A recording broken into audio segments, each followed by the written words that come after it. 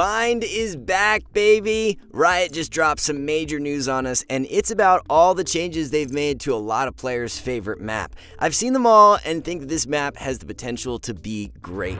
But they haven't changed one thing that I really wish they did, but we'll talk about that later. Here are all the changes that are coming to Bind in the next act. By the way, we already have coaches working on an updated map course for Bind, so once it's ready, you'll already know how to play around the new changes and dominate this map. Now, check out our website if you want to see all our other Radiant-produced courses. We'll help you improve faster than anyone else, I promise. Now, they completely revamped the Shower's teleporter. Before, this rotation would be useless as the defenders had plenty of time to react and adjust their defense if you teleported from long.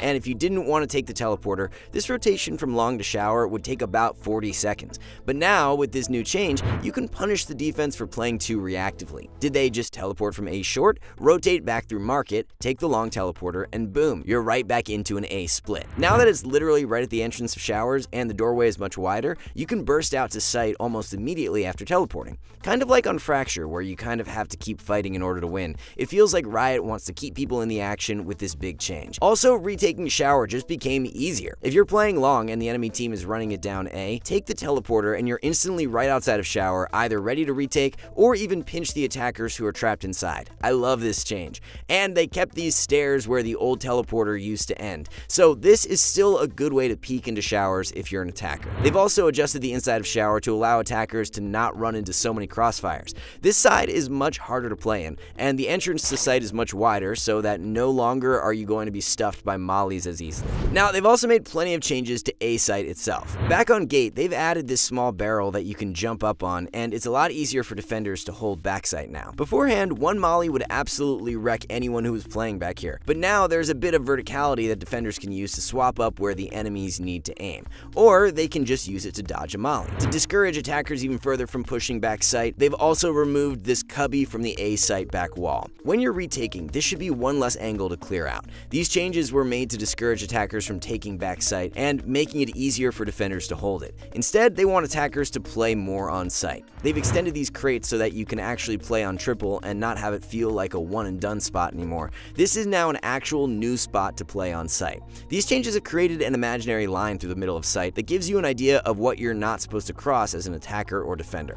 They've also made a couple of changes to B site as well. The entrance to defenders spawn is much wider now so that it should be easier for them to come out of. Beforehand, this was a tight choke point where one molly could stall a retake for like 3 years. But with more space now, this isn't the case. They want retakes to feel much cleaner on this map.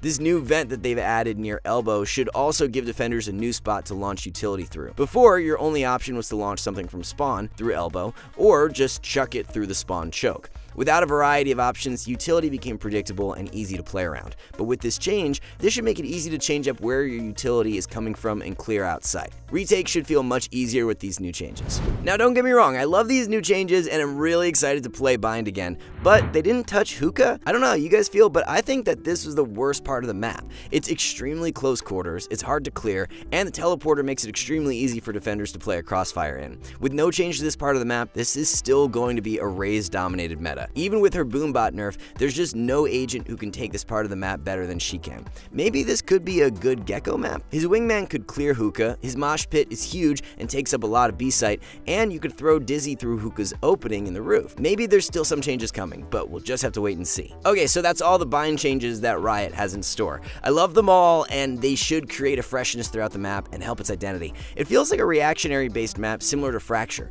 Each team has a goal, and with these changes, Riot has helped us establish those as we play. So if this video was helpful to you, be sure to drop a like and subscribe down below. As creators, this helps us a ton. Now, if you want to learn how to play other maps like this, we at SkillCapped can help you do so. With our Radiant-produced map guides, you'll learn how to play on any map and dominate. But that's not all. With a subscription to our site, you gain access to hundreds of hours of Radiant-produced educational content. This also includes access to our Ask a Pro channel in our Discord, where you can set up a VOD review with one of our coaches. No other service can offer you this much value, I promise. Now head on over to SkillCapped.com and get started on your way to the rank you deserve. And yeah, that's it. Thanks for listening, guys. We here at SkillCapped want to thank you all for watching, and we'll catch you in the next one.